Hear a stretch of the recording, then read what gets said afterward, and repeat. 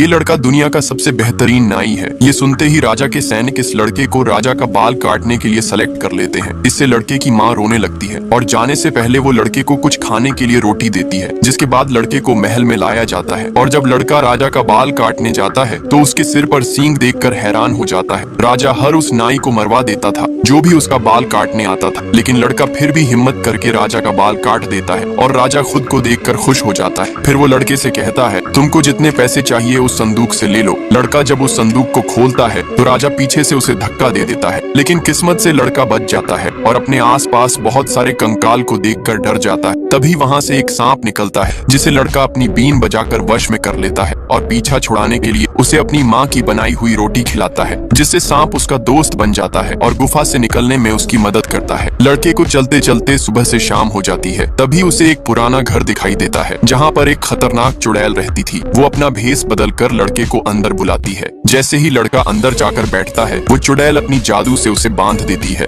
वो चुड़ैल से अपनी आखिरी इच्छा बीन बजाने को कहता है, जिसकी धुन पर चुड़ैल भी नाचने लगती है। लड़का अपनी आखिरी बची हुई रोटी भी उसे दे देता है, जिससे खुश होकर चुड़ैल उसे एक जादुई कोट देती है, जिसको सीधा पहनने के बाद लड़का एक बच्चा बन जाएगा और उल्टा पहनने पर लड़का एक बूढ़ा बन जाएगा। जिसके बाद लड़का उस कोट को पहनकर राजा के पास फिर से जाता है और उसके बाल काटने के बाद अपना इनाम लेने जाता है, लेकिन इस बार लड़का उस राजा को उल्लू बना देता है और उसे खुद ही संदूक में गिरा देता है। जिसके बाद वो उस कोट को सीधा पहनकर चुपचाप से महल से बाहर निकल जाता है।